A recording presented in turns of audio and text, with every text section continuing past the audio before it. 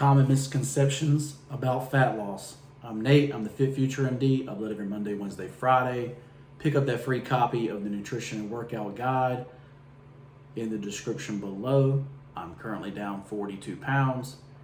And if you're interested in how I did that, pick up the free copy of the nutrition and workout guide. It's 100% free.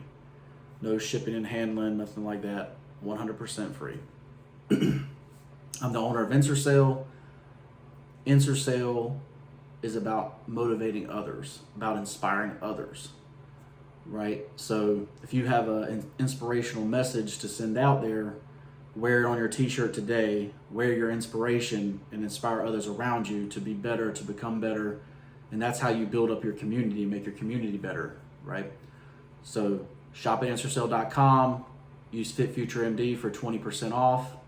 And remember, success is a habit. So your habits will make you successful. Right, so I saw a video this morning, and this lady is basically, trying to explain how spikes in insulin keep you from losing body fat, right? And basically how intermittent fasting can help you lose body fat, right? Or a longer fasted state, right? That would be the glucagon state. So, why is this true but also bad long term, right? So if you go through life intermittent fasting for the rest of your life, right? Your body is going to adjust to what you're doing, right? So if you're going to do a 16-hour fast, your body is going to adjust to that. And then when you go to eat at that 16-hour mark and you eat more than your basal metabolic rate, or even worse, your body will decrease its basal metabolic rate to match what you're eating and will continue to store the fat. Because it knows, it's almost like it knows, it trains itself to know it's got to store calories because, you're going to go a long time without eating, right? Intermittent fasting is really something that should be used sparingly, only to help you get off the last maybe, 2 or 3% body fat, or to give you a little, or some people use intermittent fasting to get a head start on their fat loss, right? So maybe you do it for 30 days, right? So I did a hybrid intermittent fasting, right? Where I did protein shake in the morning, protein shake at lunch, and then full meals at night, right? But I kept my protein high, right, in that 30 days. And that's my little, that's up here on a video for you guys as well, that strategy. But that's how I lost 30 pounds in 30 days, right? But it's not true intermittent fasting because, I wanted to make sure that my body was not eating the protein in my body, because glucagon also breaks down muscle, right? So that's why you'll see fitness models and fitness trainers and Olympia athletes say, that they're on a high protein diet because they don't want to lose the muscle mass that they've trained and worked so hard to have, right? So basically, a lot of times what happens, you just end up being, on intermittent fasting, most people end up being just a smaller version of the same exact person, right?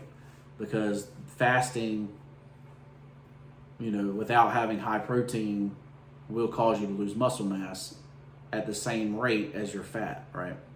Or even more. Your body's going to eat your protein first, right? Because it needs those building blocks, especially if you're working out. It needs those building blocks to repair. So if you work out your arms, it may be taking the protein from your butt, right? Or from your quads. Quads and biceps are the two muscles that go down the fastest, right? that get taken and used by your body the quickest, right? So you get a leg injury, you'll see that within a month your quad is gone, right? Trust me, I've had 2 ACL reconstructions on the right knee and 1 on the left. So I know about the quads going down, right? Very, very quickly. But so I just wanted to come up here and talk to you kind of about that. Now, the best way long-term, the Stay Fit Forever plan is 5 small meals a day, right? Now, the reason that is hard for a lot of people is because that 5th meal at night, most people, like a dinner is usually a bigger meal, right? So what you do is make the meals during the day smaller, right? You kind of adjust the macros until you figure out where you can stay forever, right? The whole point of the Stay Fit Forever plan is, so say your goal, like mine, is 250 pounds. You started at 315 like I did, and you lose the 30 pounds in 30 days, right? So you're sitting at 275, I think. Yeah, 275, 285 right there, right? I was at 275, so it was more than 30 pounds in 30 days. Anyway, I digress on that. But so say you're down 30 pounds in 30 days or 20 pounds, whatever, real fast. And then you go into the Stay Fit Forever plan and you lose another 10 that year, right? So now you're at 265, another 10 the next year. Now you're at 255, right? But you never really, the Stay Fit Forever plan, you're not pushing past that limit, right? You're getting just below what your basal metabolic rate is, so that you lose body fat to get to your 250, and you look athletic, you look sexy, you have that look that everybody wants, right? Everybody wants that lean, athletic look, right? So that's my goal, is to get that lean, athletic look. And they call it a classic physique look now, but that's what I want. That's what most people desire to have, right? And it is an easier look to get to than a 300-pound bodybuilder look. But, if you're 245, 240 as a 6'2" man, and you look lean and athletic, that's going to be respected physique, right? Just look at Bradley Martin, right? Bradley Martin's 260, 255, 245, and very respected in the community because he's strong, he's athletic, and he looks good, right? So, keep that in mind. What body do you want, right? Because what you'll see mostly online is you'll see, oh, I lost 100 pounds, and then you're just nothing but skin, right? That's because you lost 50 or 60 pounds of muscle. You know what I mean? Like, you didn't keep your muscle, right? And that's really the issue, right? And obviously if you lose 150 pounds, 200 pounds, you're going to have a little bit of loose skin. There's no way around it not having some. But at the same time, you should be able to have a strategy to keep as much muscle as possible, so that it's literally not just your whole body weight is just your skin, right? Because fat cells don't go away, they just get smaller, right? So if your body made those fat cells, it's saying, hey, we might need those fat cells again, and I'm not going to get rid of them, right? And that's why you see, a lot of people that lost weight, they have a lot of saggy skin because their body is still holding on to those fat cells, and they also didn't keep the muscle to fill out their body, right? They basically starved themselves to lose weight instead of